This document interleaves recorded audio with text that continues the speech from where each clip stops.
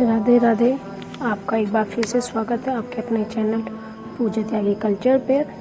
आशा है आपको मेरे द्वारा बनाई गई वीडियो अच्छी लगती होंगी, तो प्लीज़ अपना फीडबैक मुझे ज़रूर दें। और आज हम सुनते हैं 19वां अध्याय, जिसमें बताया जाएगा कि जालंधर की पत्नी को विष्णु भगवान कैसे उठा के लेके जाते हैं और जालंधर की मृत्यु कैसे होती है। तो सुनिए। राजा पृथु ने कहा कि हे देवा ऋषि, अब आप यह कहिए कि भगवान विष्णु ने वहां जाकर क्या किया तथा जालंधर की पत्नी का पतिव्रत कैसे भ्रष्ट हुआ। नारद जी बोले, जालंधर के नगर में जाकर भगवान विष्णु ने उसकी पतिव्रता स्त्री वृंदा का पतिव्रत भ्रम करने का विचार किया। वह उसके नगर में एक उद्यान में जाकर ठहर गई और रात में उसको स्वप्न दिया कि वह उनकी माया और अद्भुत कार्य प्रदिति थी। और फिर उनकी माया द्वारा जालंधर की पत्नी पतिव्रता वृंदा ने रात में यह स्वप्न देखा कि उसका पति नग्न होकर सिर पर तेल लगाए महिष पर चढ़ा है। वह काले रंग के फूलों की माला पहने हुए है तथा उसके चौहों ओर हिंसक जीव है।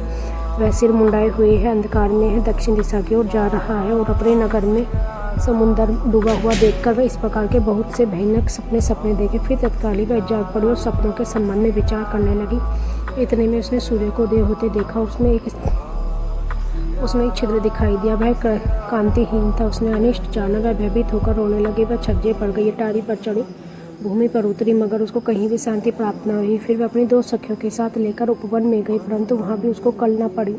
फिर वह जंगल में निकल गई, मगर वहां पर भी उसको चैन न आया। वन में उसने सिंह के समान 2 भयंकर राक्षसों को देखा, जिसने वह अत्यंत भयभीत होकर वहां से भागने लगी। उसी क्षण वहां पर अपने शिष्यों सहित एक मौनी तपस्वी आ गया। भयभीत वृद्धा उसके गले में हाथ डालकर उससे अपनी रक्षा के लिए क्षमा याचना करने लगी। मुनि ने अपनी एक ही ओंकार से उन राक्षसों को वहां से भगा दिया। वृंदा को आश्चर्य हुआ।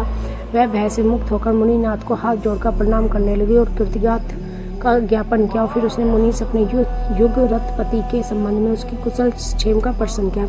मुनि ने मौन होकर आगे पीछे देखकर कुछ कहना ही चाहा। उसी समय 2 वानर मुनि के समक्ष आकर हाथ जोड़कर खड़े हो गए और जो ही मुनि ने भुरकुटी संकेत किया, तो ही वह उड़कर आकाश में चले गए। फिर जालंधर का सिर वह धड़ लेकर मुनि के पास आ गए। तब वृंदा अपने पति का मृत हुआ जानकर मूर्छित होकर पृथ्वी पर गिर पड़ी और अनेक प्रकार से वचन कर दरुणक विलाप करने लगी। तब पश्चात उसने मुनि से कहा, कृपया निधि, आप मेरे पति को जीवित कर दीजिए। पतिव्रता प्रेरण देते अपनी पत्नी ऐसे कहकर ही दुखों का श्वासन को छोड़ती मुनीश्वर के चरणों में गिर पड़ी।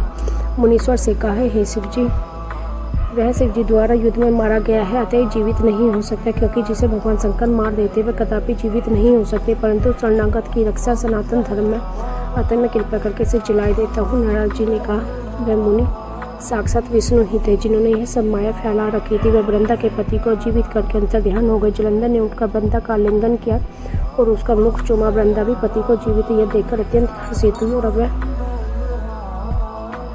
सब बातों को स्वप्न समझ पश्चात वृंदा साकम हो बहुत दिन तक उसी वन में अपने पति के साथ विहार करती रही। एक दिन उसने सूरत एक एवं संभोग काल के अंत में भगवान विष्णु को परिचय लिया और उन्हें ताड़ित करते हुए बोली, है पराई स्त्री से गमन करने वाले विष्णु, तुम्हारे शील को धिक्कार है। मैंने जान लिया है कि यह मायावी तपस्वी तुम ही थे।